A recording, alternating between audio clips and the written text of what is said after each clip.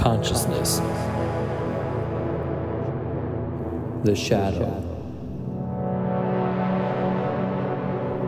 the self. This is the untold story of Carl Jung.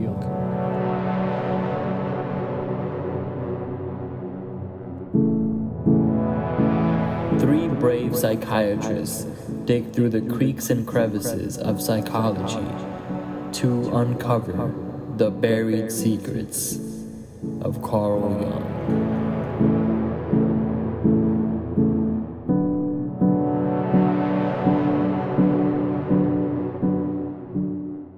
Hi, I'm Dr. Rebecca Adolphson, and this is the biography of Carl Jung. Carl Jung was a Swiss psychiatrist who originally wanted to study religion and become a minister. After studying philosophy, he said, "No, I'll be studying psychiatry," where he met Freud.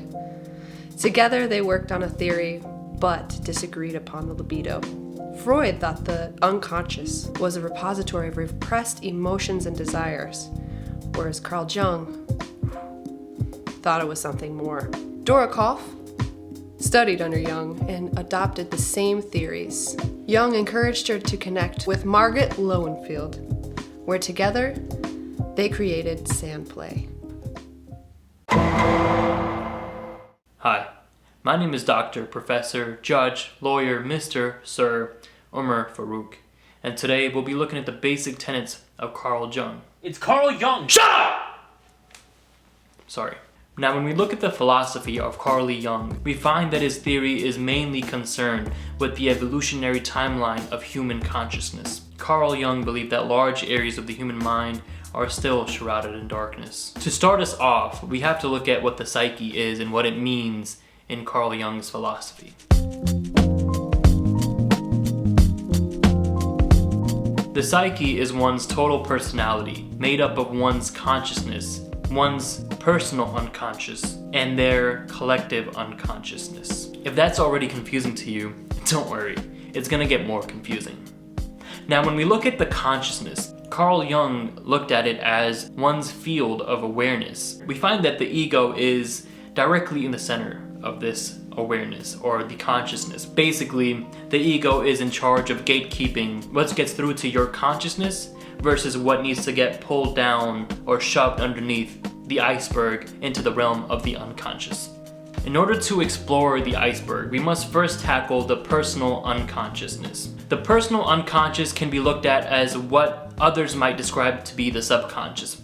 These are where events are not consciously recorded. Jung believed that the unconscious was a source of wisdom that we could touch upon for physiological health. This is where Carl Jung believed complexes to emerge. Now, complexes are subpersonalities or compartmentalizations of your personality that occupy the unconscious, that also influence and motivate mood, behavior, thoughts, and actions. This is where we have to start transitioning into the collective unconscious. And that's because Carl Jung believed that the roots of the complexes were buried deep within the collective unconscious.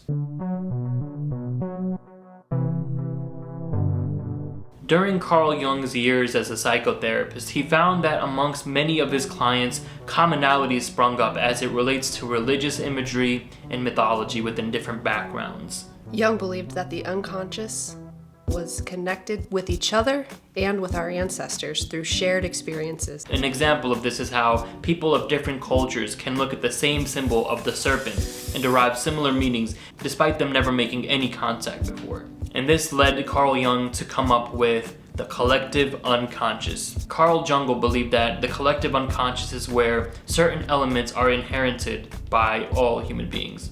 Specifically inherited. These elements are not acquired through your social and emotional development as a human being, but are already stored in the sea of collective unconsciousness that we all share together that connects us as human beings. These elements that everyone experiences with commonalities are called archetypes.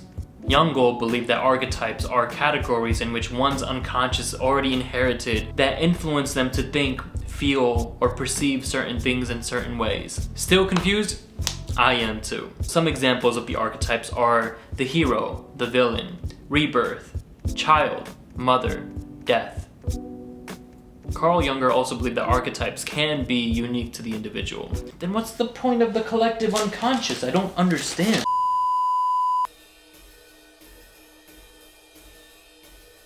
Another concept that Carl Jung was known for was the idea of individuation. Individuation is a state of synchronicity, when the unconscious and the conscious of one person become parallel and in sync with each other. This is when an individual embraces their innermost and incomparable uniqueness. Carl Jung believed that the individual had to confront their unconsciousness to ultimately reach the concept of individuation. According to Carl Jung, the individuation process was essential for healthy living. In order to get in touch with the truest version of your psyche or your personality, you had to confront these 4 compartmentalizations of your psyche: the persona, the shadow, the anima/animus, and the self. Now, the persona is what I like to call the social mask. This is a side of you that you want other people to see. It's not the truest version of you. It is your best foot forward when you walk into an interview, when you meet someone new, on a first date, or sitting in an introduction to play therapy class, watching this video. Who are you? Who are you really? What are you hiding? As I was saying, Carl Jung believed that the persona was just a compromise, a product of compromise between the unconscious and the conscious. Carly believed that problems arrived within the sense of self when people over-identified with their persona. In order to achieve a balance between your identification with your persona, Jung outlined the stages of self-exploration.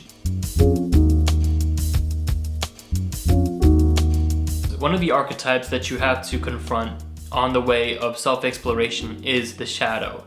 Now, the shadow is the accumulation or the manifestation of the version of you that wasn't able to respond well to negative remarks, punishment, traumatizing feedback. These traits eventually are pushed away from your awareness into the realm of the unconscious.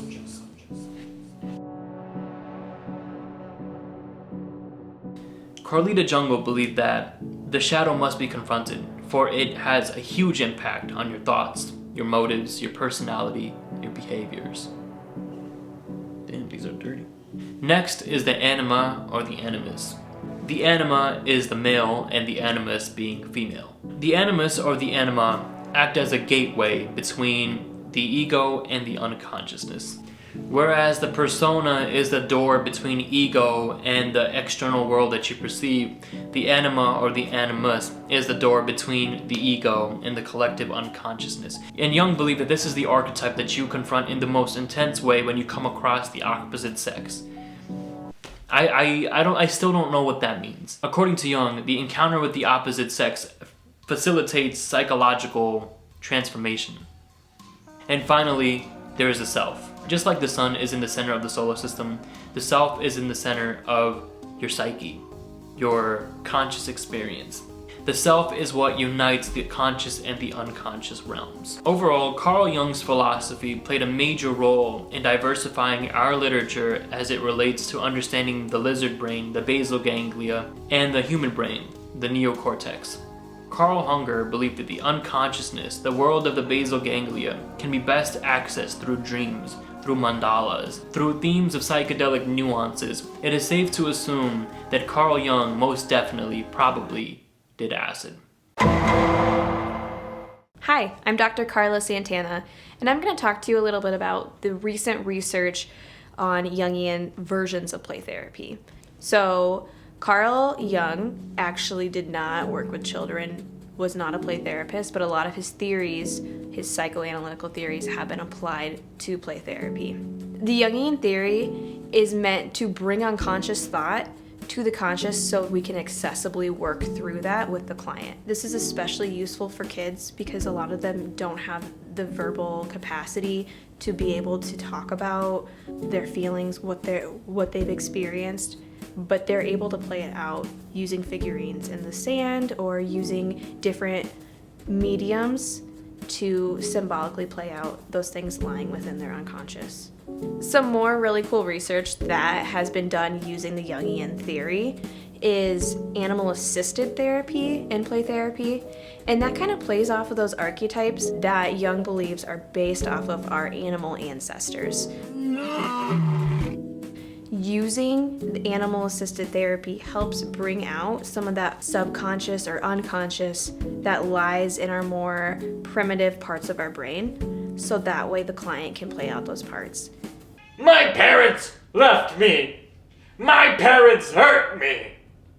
Animal-assisted play therapy can also significantly help kids or adults who have severe autism. The animals often bring them a lot of comfort, help build that relationship, and are another way that they can non-verbally work through some of those unconscious struggles. A different method of play therapy using that Jungian theory is the use of mandalas to help treat adolescents with ADHD.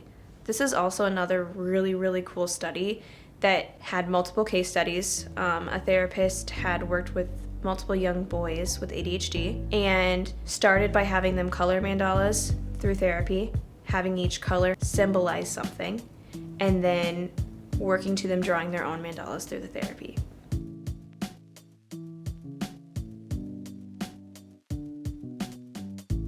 Through archetypal symbols, mandalas help facilitate communication between the self and the ego. Like other methods of Jungian therapy, because mandalas are very symbolic, they work really great for people to express themselves non-verbally, especially those who struggle to express verbally due to trauma, shame, or cognitive disabilities. Play therapy is not exclusively for children, as many of us know.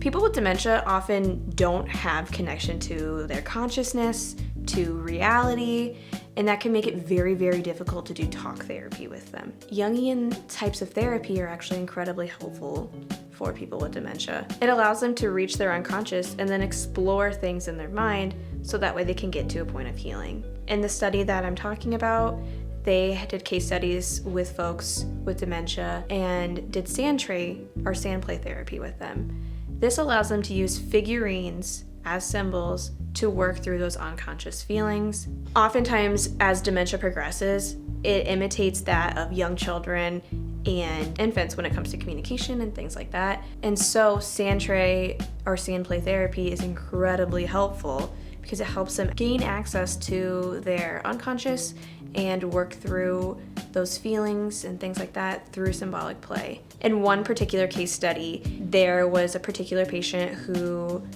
had dementia and was symbolically working with an angel figurine and a gate figurine, and after about 35 sessions using the sand tray, they were able to find a way to symbolically resolve some of their issues and show that they were ready to pass or ready to transition in life.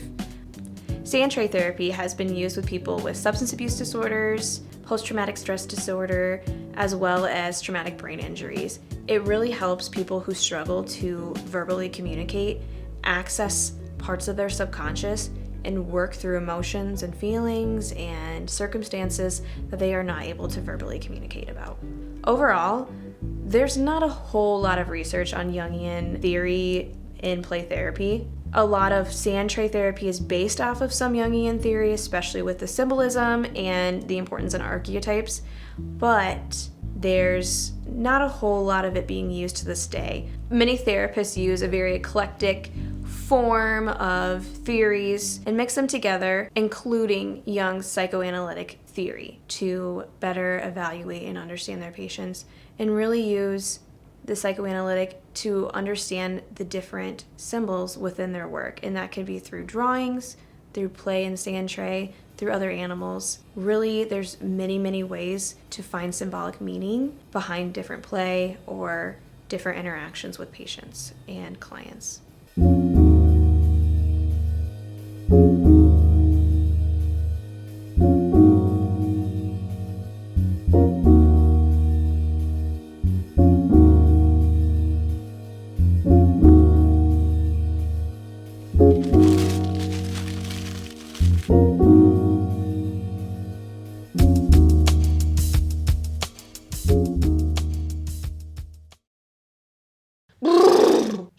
Jung, Carlita, Jung, Carl,